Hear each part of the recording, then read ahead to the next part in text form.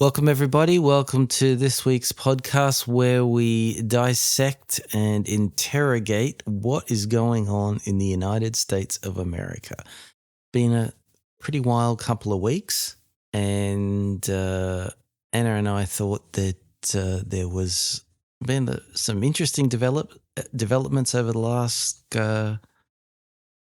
month or so, and there's been an election. There's been some interesting cabinet picks. There's been some interesting reaction from media, from the general public on X and on some of the other platforms. And I don't know, I thought we might have a conversation about it and what is going on over there at the moment. What do you think's going on, Annie? Hello, everyone. So I have a lot to say about my beautiful people in the USA. I have this thing about the USA, and I follow very closely their political changes and the cultural changes as well, of course. And I have seen a big change in the cultural scene in the USA, especially under President Biden administration, that has actually shaped tremendously the social, the political, and the economic landscape. Some people would say that there's been some racial justice and social movements across the United States. Some will say that this has been a good movement. Some of them believe that it's actually been the opposite, it's been a bad movement that has brought about a lot of division amongst the American people. This is one of the major things that I believe I don't agree with the USA. Now, they have created the division amongst the American people, just linking to what party you associate yourself with, if it's a Democrat or the Republican. And of course, we know that governments use this political stance to divide, and if you divide, you conquer. Right? Yes? True.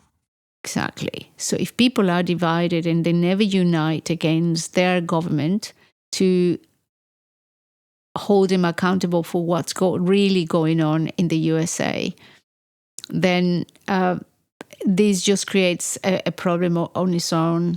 We have the woke culture. That's completely the opposite to what you and I probably believe with respects to, the education system, how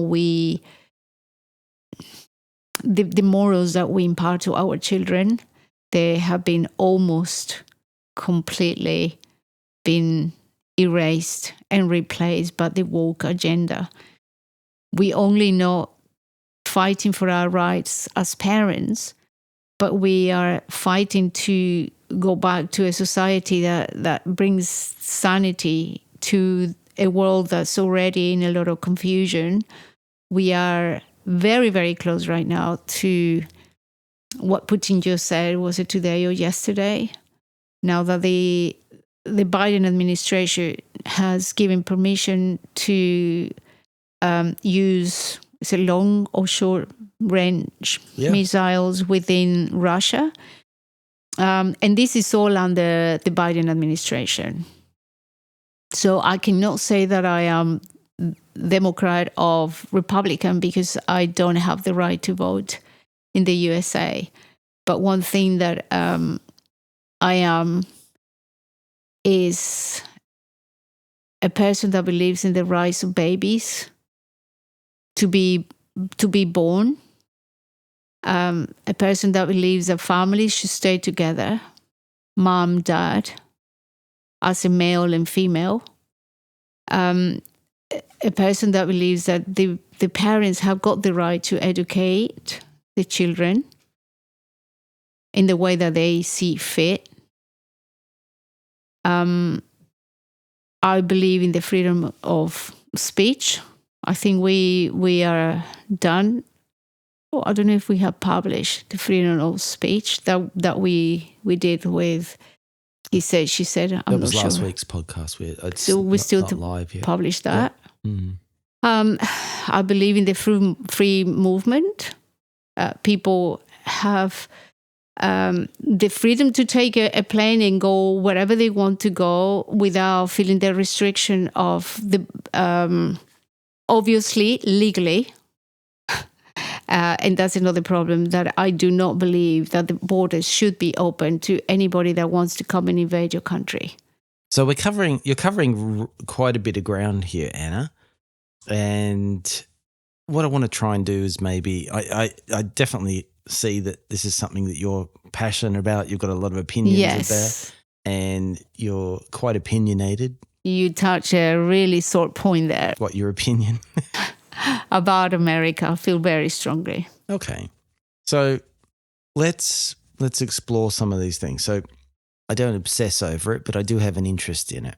And Americans seem to be very polarized with their policies. I mean, we are here in Australia. We do have multiple parties, but essentially it comes down to the Labor or Liberal parties, and those terms don't necessarily mean the same in this part of the world as they do in the UK or other parts of the world. The Liberals are the Conservative, right? That's right, in Australia, yes. And the Labor Party's That's really odd, really. The Liberals are the Conservative. It is, but that is the term. Liberal National Party is a full name. Right. But anyway, we're talking about the US, and the US does seem to have, while there's been other options as far as their elections concerned, primarily it does come down to Democrat and Republicans.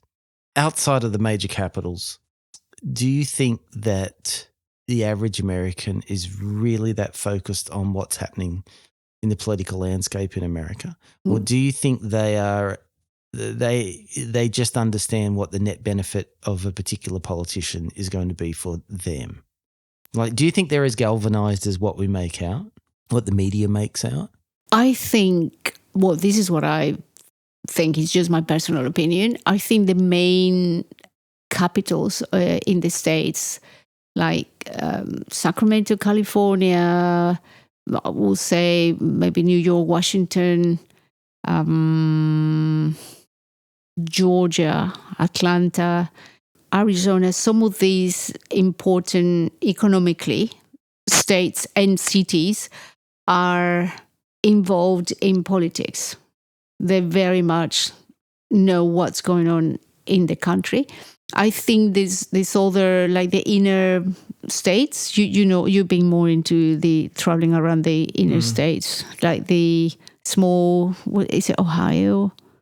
Yes. Most of my traveling's been in the western side and a bit in the northeast, but I think I've been to North Carolina and South Carolina. Yeah, that's actually one area I haven't been to. That's the east. But yeah. But I think they are very much involved in not involved in politics, but they are educated in what's going on in their country.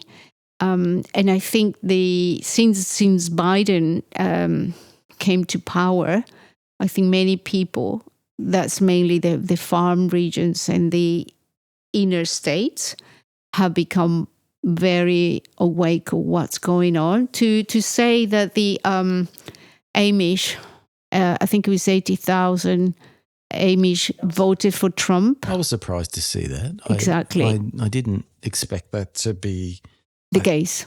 Yeah, I didn't. To be honest, I didn't expect them to be voting Democrat either. But I thought I'm not sure how the system works over there, but I wondered I believe it's not compulsory voting. So I'm actually surprised that they actually voted. I'm not. Maybe I don't understand enough about the Amish, but I really thought they kind of separated themselves from the outside world on the whole. But it's interesting that for whatever reason they felt it was important to, well, largely what I saw is them voting Trump. What I know is that the Amish community were, during the pandemic, they were attacked by the Liberals, the Democratic Party, almost to force them to take the vaccine, and they refused point blank. And since then, they were a target for the Democratic Party. And I know that there was they pretty much self-sufficient, but they do sell things to the outside world. I know that they hired somebody that deals with the internet, because they're not allowed to use the internet, but they do have like a negotiator and somebody that deals with IT, etc. And I know that one of them, the mass producer of milk producer, was trying to sell, and they came down really hard on him with paying taxes, and then they went through the books and they tried to charge him from past years. And I think actually he went broke. And I think after that, they decided that the government was not for them. And that was Biden. And I think after this, I know that they provide with services like they're really good at carpentry. And they've been hired for doing things like that. I think in New York, around that area, they decided to just come together for Trump. Why does it say somewhere like California is a highly democratic state? From what I can see, it's a blue state predominantly. I think Hollywood's got an awful lot to respond to that. Yeah. Okay. You know how many of the stars and singers have gone out promoting Kamala. Robert De Niro. I heard. Yes, Beyonce. I have seen a few clips. That is true. Yes. Yeah, that went over well. Karol G or someone, I don't know. All of these singers, they have an opinion. Yeah. I thought they weren't allowed to, but these days they all come out and they support one candidate or the other. Yes, I've heard there was a few payments floating around for those. Yep. And I think since I lived in California all those many years ago, the California that I remember in the 80s is completely different to the one these days. I've been there a couple of times recently. To one point, they said, don't go out of the building. I don't know why. I don't know if it's dangerous, but it is, as you were questioning me, why are they so liberal? And I think everyone that goes to Los Angeles want to make it. They want to either become a Hollywood star or the best singer in the world. It's a very aspirational place to be. And they do anything. Yeah, yeah. So absolutely anything. So when you get away from the capital cities like LA or New York, and you get out into the, let's say... Charleston, South Carolina. Yeah, areas like that, Wyoming, Oklahoma.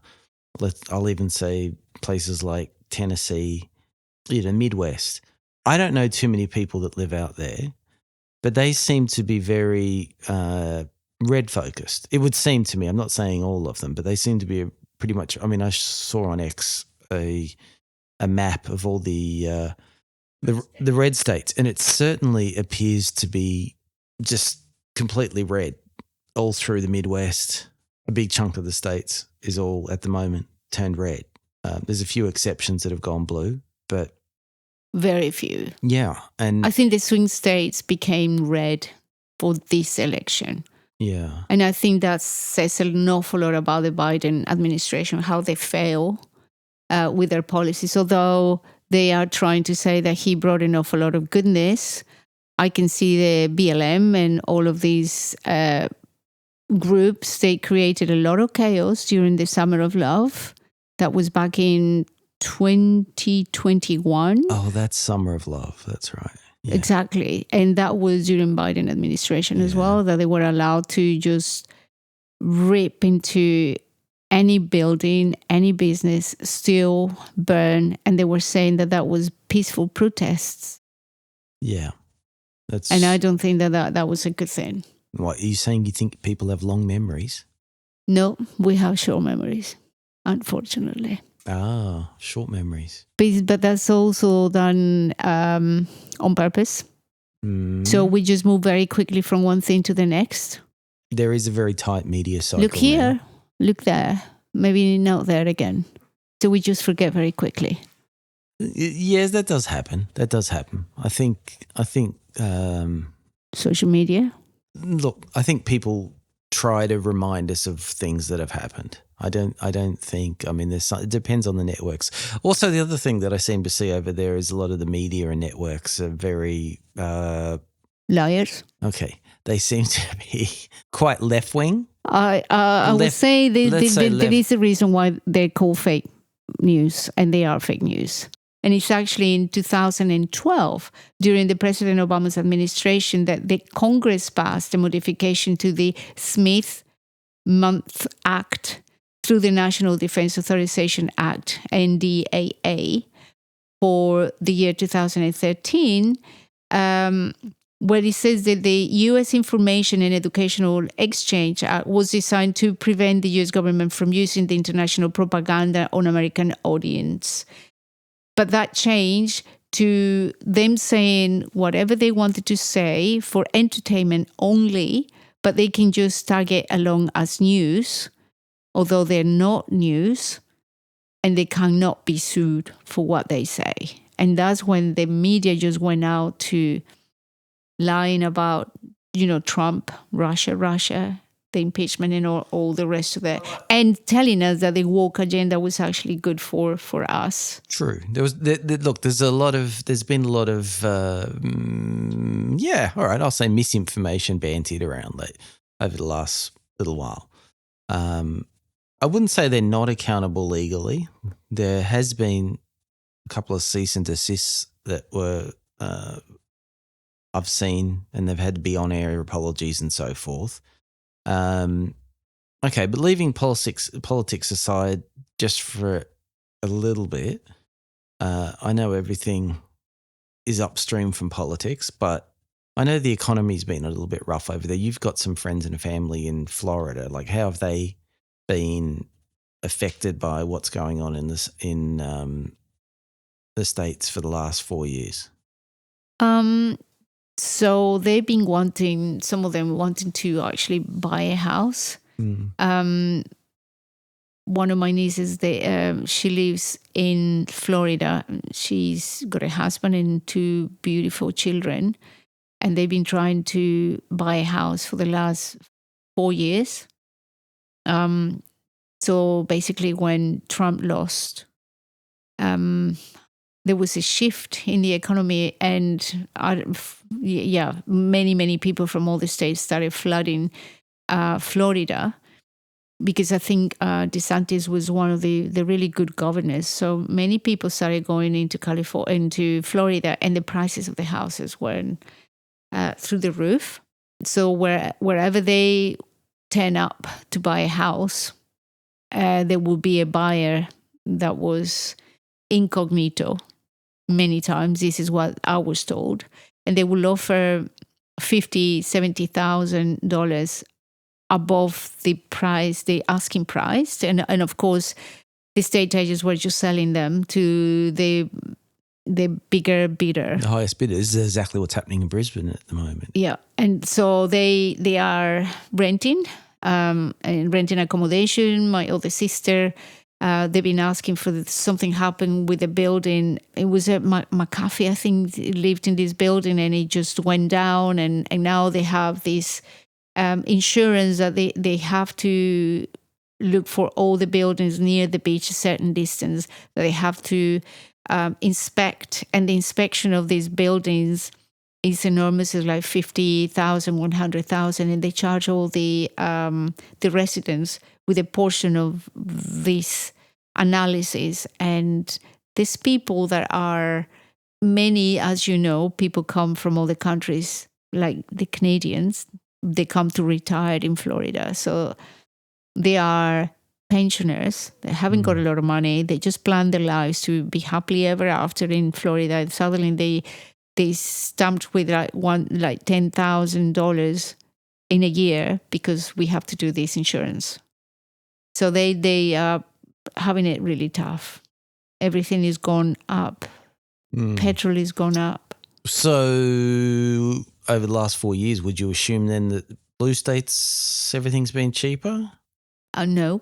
No. I think that's probably why they voted red. Yeah. I've got a couple of friends over there, and they said it is being quite difficult. I heard from one, or I saw one made a comment in the last week or so, just saying there was definitely a shift in optimism. There seems to be a real shift in optimism in the air. What now? Yeah. Okay. Yeah. Yeah. And, people seem to have just be a bit more optimistic about where, perhaps the country's turning around. There's a hope for good times ahead again. And I don't blame him. He's someone that spends a lot of time in Australia and America and Australia and America. And I think he's based in Texas at the moment. So I know that's a very red state as well. He loves coming back and staying on the Gold Coast, but he spends most of his time over there. He's got a few companies. So, and he did express to me how difficult it has been trading the last few years, how things have really changed and been complicated, and there's a lot more regulation, just a lot more overhead, a lot more expenses, a lot more labour laws. Everything had just become just overly complex. And even though Texas was a very good state, some of the federal laws were just becoming increasingly complex. So I hope that there is, for his sake, a little bit of a clean-up in that regard. I'm not sure how much of it was state-orientated and some of it was federal-orientated, but I hope there is a bit of a clean-up.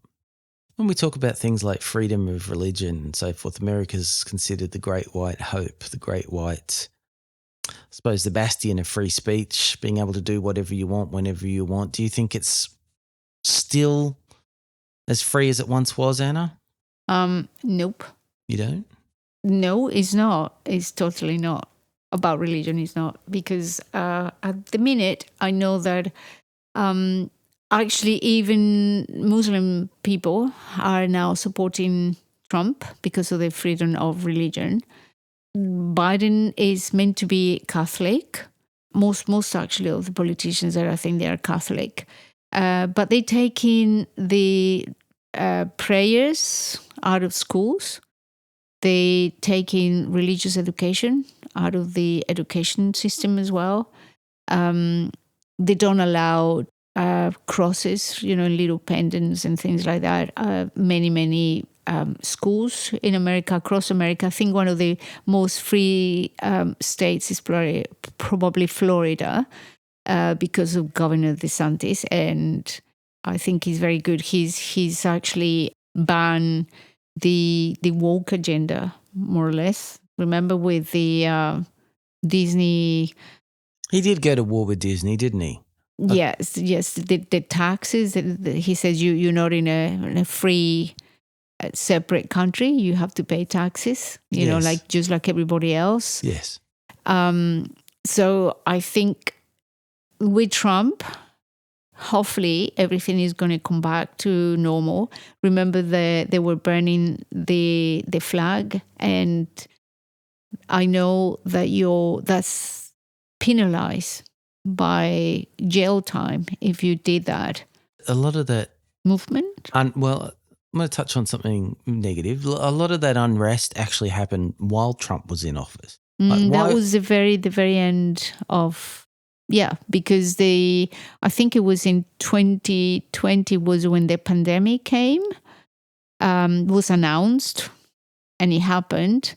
And it was just before the elections because obviously they had to create chaos and disparity and protests and did everything that they could to try not to have the truth of the votes to come out. They wanted to do everything to be against the freedom of vote in 2020. Prior to that, they had all the Black Lives Matter issues. No, that was in 2020. Of course, they started going when Trump came to power in 2016. There was an awful lot of unrest in New York. They were throwing stones to like the Trump Tower and all of that. And there were a lot of unrest, of course, paid by Soros. We know that, right? Right. Soros was paying. And just to tell you, I don't know if you knew, but there were stacks of bricks during the Summer of Love, which was 2021. 2020, the end of 2020, very close to the elections, where people with no explanation, there were no buildings being done, no roadworks, but just stacks of bricks in the middle of the street when they knew that the protesters were going to pass. So they would grab these bricks and throw it to buildings and businesses. Mm. So this was a studied and rehearse attack, prepare for just Trump, against Trump, by the Democrats or the people that didn't want Trump to succeed. This happens in Latin America as well. When they've been against a good leader, there have been protests. They've been burning trains and buses. But this is just... So what do you think is going to happen between now and inauguration? Do you think there's going to be relative peace? Because he seemed to win by quite a margin. So do you think what's your family say? They've got boots on the ground there. What are they actually feeling the temperature is? I know they're in Florida, which is fairly stable, shall we say, and stable red. So what are they feeling? Are they feeling like there's going to be a fairly stable period between now and is it when is the inauguration? January is the 6th? Yeah. That's when actually the certification. There's an awful lot of talks. So the people that I know, they're quite positive actually. Friends, they're very positive about this new term for the Trump administration for the next 4 years. But this is in Florida. People have been now moving a little bit up from many people exited California. As you know, Elon was one of the biggest ones. He moved Tesla to Texas. They're moving across the East Coast because Florida became unattainable. So South Carolina, Georgia, the little places like that, they now the prices of the houses are higher. But I think there's certain relief that Trump is going to come and is going to change it all, and they think there's going to be a peaceful transition of power. But I just heard in the news that this is what I heard in Fox News, and I think it was CNN as well, that they were saying it's not going to be so. And we just heard about Russia, saying that the UK and the US are basically pushing for World War III. So I don't know what it's going to take for these people to just leave America, to be in peace and have the peaceful transition and let them be what they're supposed to be doing to change back to normal what the policies were, and let Elon and Vivek, all the rest of the people that we know, to have this transition that will bring back religions, freedom of religion and speech. But I think it's going to be more complicated than that. Yeah, I've read a few commentaries from various people online, and they're saying they believe while the Democratic Party is stating that there's going to be a peaceful changeover, I believe from a plausible deniability point of view, yes, that would be that will be the case. But I think I really hope there's not going to be any civil unrest. I really hope it's not going to involve. What else can they throw at Trump, do you think? Well, the unfortunate thing is it's not just Trump. It's anybody who gets in the way.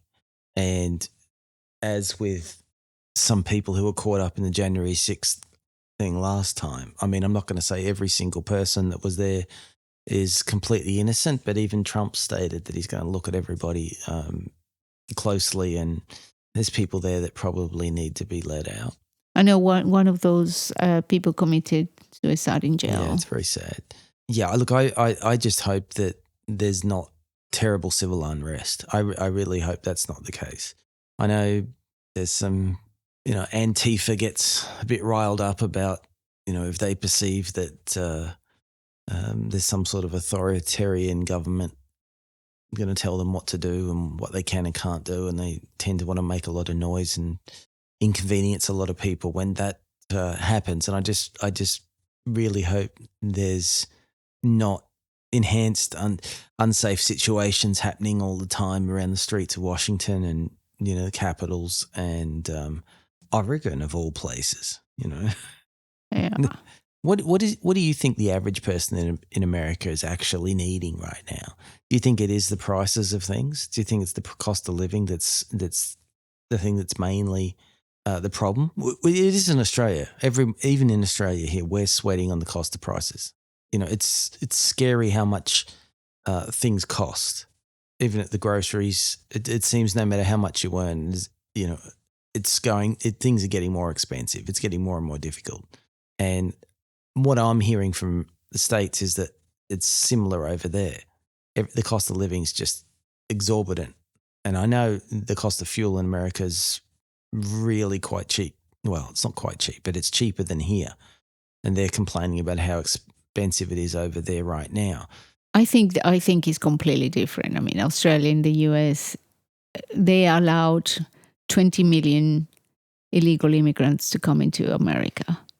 And if you give them a credit card and you give them housing and you give them education, of course, it's going to open a big hole into the budget to what is good for the American people. So I think that is what is creating the inflation. It's not. I mean, they're giving money as if there's no tomorrow to Ukraine. There does sending seem, trillions of dollars. It does seem to be a lot of expenditure coming. That's completely different. Australia, I think, just recently supported the Ukrainian war, but just recently, America has been completely in this war with. Against Russia, and now he's going against Iran, and he's just getting involved everyone and just sending money left, right, and center. And I think Trump is saying that why would they have to be involved in all these wars that have nothing to do with the US, the USA, and the American people? Why would they have to send all these troops to fight for somebody else's in a foreign region that have nothing to do with American people? And I think this is what's. I tend to agree with that philosophy. There's no reason. Look, I'm far from a political commentator, but I do agree with most of what he says when it comes to foreign policy. I think for too long America has been a stabilizing influence on the world, but also this may be unpopular, but it's been an instigating force in the world over the years as well. The CIA's got themselves involved in the implementation and the removal of governments where they thought it was appropriate. But during Trump, there was zero wars. Yes. And he was trying to bring all the troops from abroad. Even with Afghanistan, he had done a deal that he was going to bring the troops. But he was going to bring the troops all together before he was going to leave. And then suddenly Biden just came into power and just didn't bring the troops. And 13 American soldiers died in Afghanistan. That was an incredibly... silly, should we say? It was an incredibly poorly executed... Yep, $85 billion were left in equipment. And now we just... Well, I count myself as American because I'm South American, which is silly. But they just left all these equipment for Afghanistan, and they are all fired up and to the teeth. They've got a whole lot of tanks, and I believe there were choppers and all sorts of weapon systems that were left there ready to use. They left the air, but I mean, obviously they can't take an air base, but the fact that that wasn't something that they left to the last minute, and they basically I believe they could have left a small force there targeting, looking after the air base there. What's the name of that air base? Forgotten. Anyway. But Afghanistan is now made friends with Iran. Yeah, they're all friends. Yeah. Now they are all friends. They're all friends. They're all going. At what cost? And the Americans are just getting poorer and poorer. And yeah. Yes, I agree. I think that's probably why there's a lot of hope. There's a hope for change. That's what they're hoping for. Because Trump has been elected, and we have hope that he's going to actually be able to bring justice and peace to a world that's upside down right now. Yes. We have the BRICS nations. It'll be interesting to see what happens in this term. It'll be interesting to see I'm always somewhat skeptical of all politicians. I do think Trump's the kind of guy that generally will get in and get things done based on his last term. I mean, he was hamstrung quite badly in his last term. There were a lot of players run against him politically, lawfare, etc. So this term, we're going to say he's an older, wiser, more prepared Trump than what he was first time around. So I'm hoping that a lot of things that he's saying that he wants to do for the American people, I'm hoping that they happen. One thing that he said is that he's not a politician. And another thing that he says is promises made, promises kept. And he actually did exactly that on his first round. So I believe that he's going to do exactly the same now. I mean, he's very strict. Look, I think he's a very proactive and he's a very proactive president. We'll say that. I think he has a plan. The way the American political system works, it does rely on different levels of government. It's a very big government. I mean, this is something that I understood when I saw that Elon and Vivek were going to basically go in there and take a hatchet to a lot of the waste. They're going to go through and just check each department and see if there's cuts to be made. Let's just put it that way. Oh, there will be. Yes. I think there's going to be more like a chainsaw put through. Marjorie Taylor Greene is now in that department as well. Yes. And she's a tough cookie. Well, she's tough. She's tough as nails. She's quite popular with the Democrats, I see. I love her. She's strong. She's a strong woman. She does physically strong as well. Yep, she does seem to work very hard. She makes a lot of noise when it's required.